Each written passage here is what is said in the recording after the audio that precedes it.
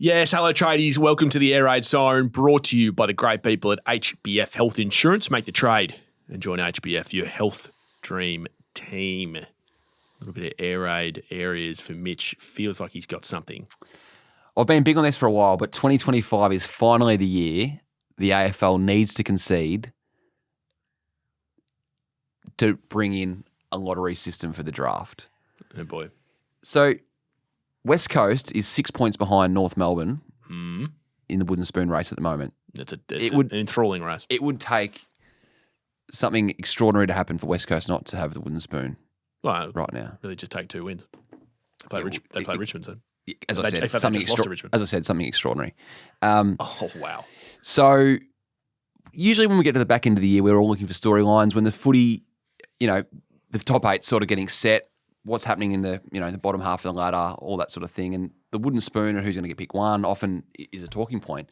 This year it's not going to be because West Coast, as it looks like, is going to have that pick.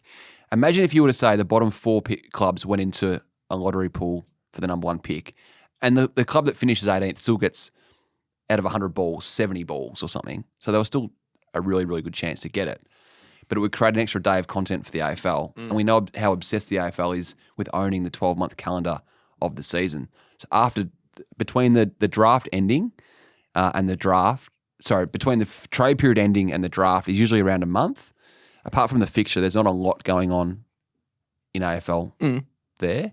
There's AFLW stuff, of course, but in terms of AFL, imagine a night where we find out who's going to get the number 1 pick, and it would keep the trade period interesting. It would keep the draft and the race for the number 1 pick well and truly interesting at that point. So just straight out of the NBA handbook?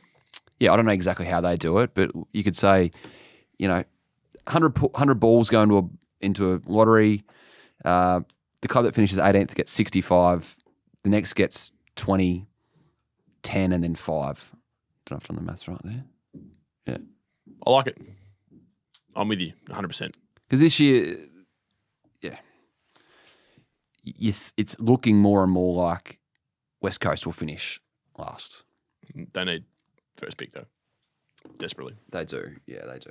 And as we said in the main body, the AFL are going to make sure they get picked 2 as well. Go back and listen to that. What's your air raid for this week? So, I'm not exactly sure where it's come from this year, but it's been part of commentary now ever since really I can remember getting into footy journalism. And that is the quote-unquote unfair advantage that Victorian teams have with lack of travel. And so I think, is it Collingwood only have to travel twice now for the rest of the year? Yep. Something like that? Is that the stat? Yeah, I'll search that as you're talking. Yeah. And, how much harder it is for the interstate clubs who have to travel, the best part of every second week to win a flag. Twice more for Collingwood. Yep. Now, let me just go on record here and say it is clearly harder for the interstate clubs given how much more they have to travel, right? It's clearly harder. We accept that? Okay. Can we just stop pretending, though, like it's in some way manifestly unjust in a competition where there's basically only 2 grounds in Melbourne? So let me just compare it to something, right? So Manchester United and Manchester City, I don't know if anyone is actually aware of this, they don't play in London. They have home grounds in Manchester, separate home grounds. And then every time they're not playing at, is it still called the Etihad? Yep. Yeah. Or Old Trafford, they have to either get on a bus or get on a small Learjet and travel. Or a train sometimes. Or sometimes they're on a train. First class train. Now, every team in London has their own stadium. Yep. It's not as though they just have Wembley and they just have, is it the Emirates? Arsenal's home ground? Is that still called the Emirates? Yeah. Like, imagine if it was just the Emirates or just Wembley, right? The home ground advantage for the London sides would be completely taken away. Yeah. But as it stands, like Chelsea get every second game at their home ground in Stamford Bridge, a kilometre down the road from Fulham's home ground, Craven Cottage. Yeah. Collingwood have to play a lot of home games against teams that also share the MCG as their home ground. Hawthorn, Richmond, Melbourne. Carlton. Like, Well, Carlton are more Marvel than MCG, but yeah. you get my point though. Yep. Like Collingwood playing Carlton at the MCG. Every year it's someone else's home game, but it's the same game. But what you're saying is There's that's no less of a there's home no advantage home ground advantage. than Fremantle playing St Kilda or Optus. West Coast, Fremantle, Port Adelaide, Gold Coast and Brisbane, Sydney and GWS, almost every second week get a pure home ground advantage at their ground. Now, of course they should. And that helps balance out the fact that they have to travel more. So it really annoys me, this whole poor us thing. Now, this is where Geelong's advantage gets ridiculous. Wait till we get to finals chat. Woo! Because Geelong have concocted a situation where they have 3 home grounds. It's actually amazing. 2. They can play Marvel's not a home ground ground at the MCG. They can play home games at Marvel. It's not 2007 anymore. They can play home games at the Victorian taxpayer-funded Cardinia Park. It is a beautiful stadium. And also, Scotty, you're welcome. You're welcome for my taxpayer contribution. Yeah, you paid for it as well, and so did Mitch. Marginal seat. So I would just like to balance the conversation that comes with, oh, geez, it's really hard. Like, Collingwood only have to travel twice for the rest of the year. West Coast and Fremantle have to travel every second week. Yeah, but you get a home game every second week. Like a proper home game. A fortress. And you get North Melbourne knocking on your door after a deal with WA Tourism. Hey, we'll come and play an extra home game in your backyard, so you get another home game. Don't start me. So it always comes back to North. So North play Richmond this week, right, for the reverse Cruiser Cup. Puck Reserve. Which is the Puck Reserve. And then... Will that catch up? Now, let's say that North get rolled by Richmond, right, which feels like a 50-50 game to me. Let's say that they get done, right? What do you reckon the commentary is going to be going into a home game against West Coast, wait for it, in WA? What do you think the commentary will be then? Anyway, why did you get me? Why did you just? I was in such a tranquil mood, and now you brought up North. I was yelling fucking home games.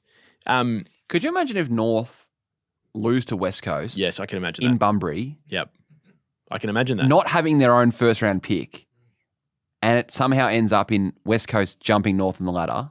Are they staying there? They're staying there for the week. Yeah. Good place to hide. The more I think about that. What?